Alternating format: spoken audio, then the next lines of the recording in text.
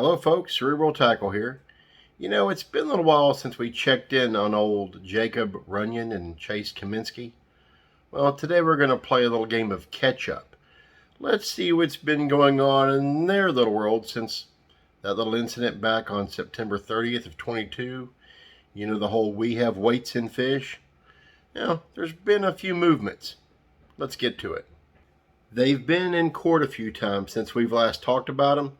Not that a whole lot has happened, but we're going to break it down day by day and kind of give you an idea as to what these two have been up to. On October 14th, the Cuyahoga County courts sent both Runyan and Cominsky via certified mail their summons to appear in court for their arraignment on the 26th.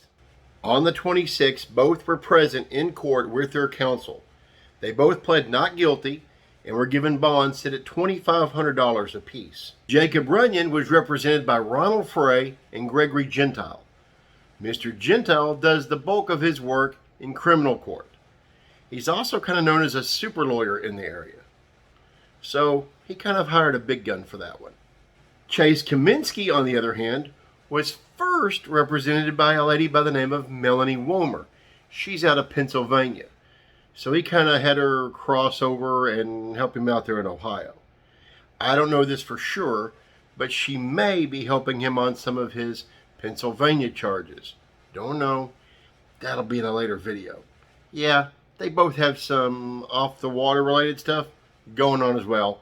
Be looking for those videos to come out soon. One of the edicts the judge threw down during that 26th appearance and arraignment was that both of them had to submit DNA samples to the local sheriff's department within 24 hours. The reason? They're felony charges and they're both over the age of 18 years old, which appears to be the magic criteria in the state of Ohio to fork over the old DNA. On October 27th, the very next day, the state received written notice from the defense to begin discovery process. This is usual. This is the part of the court case where both sides trade what they know so that there are no surprises in court. The whole Perry Mason last minute, a witness busts through the door and says, I have the exonerating evidence. That's horse crap. Does not happen. In the real world, there's this thing called discovery. It's the I'll show you mine if you show me yours of trial law. Now, on November 4th, Chase Cominsky made a little motion to the court. It was to have his counsel from Pennsylvania, Mrs. Womer, act as co-counsel in the case. Now, the judge ruled it moot. The reason why? He hired his own local big gun. Chase Cominsky swapped out Melanie Womer for Kevin Spalacy, another Ohio super lawyer. This guy, let's just say he's known for some big cases too, including some defense of one or two Cleveland Brown players. November 7th, we start to get into a bit of a broken record pattern. The state responds to the defense's motion for discovery. And get ready for the back and forth. Here comes a bunch of retrial. Again, on November 9th, ongoing discovery. Here we go again. And this is when Kevin Spalacy was officially replacing Mrs. Womer as the counsel for Chase Cominsky. We're not done yet. And again, on November 21st, another pre-trial, more discovery.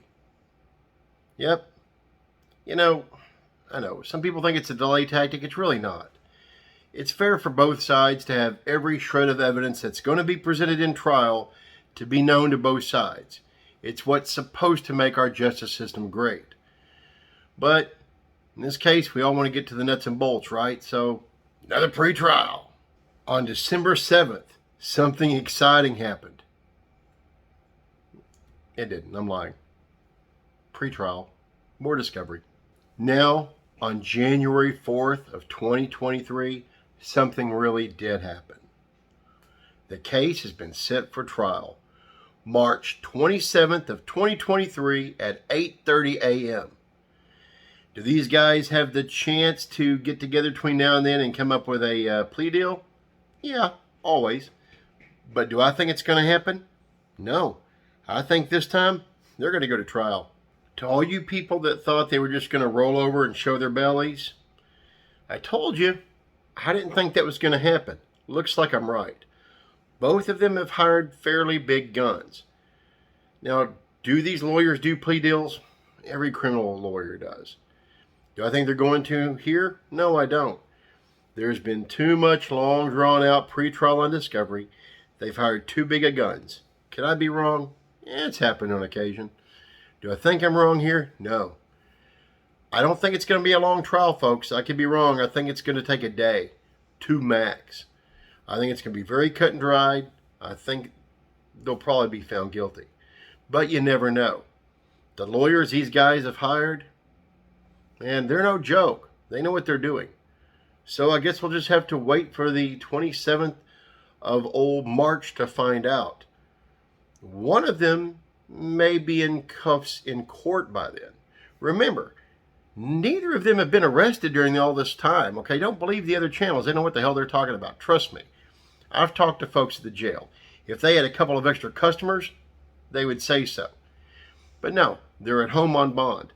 But they're both facing charges that are not related to this case. One of them, maybe both, could show up in bracelets for this appearance.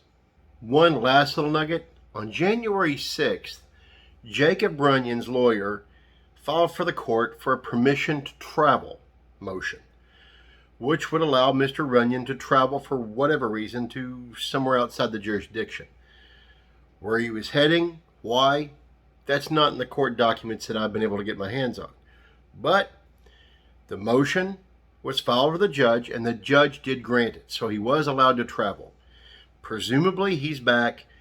We don't think he's on the lam yet, and he should, theoretically, be there for March 27th at 8:30 a.m. for their trial.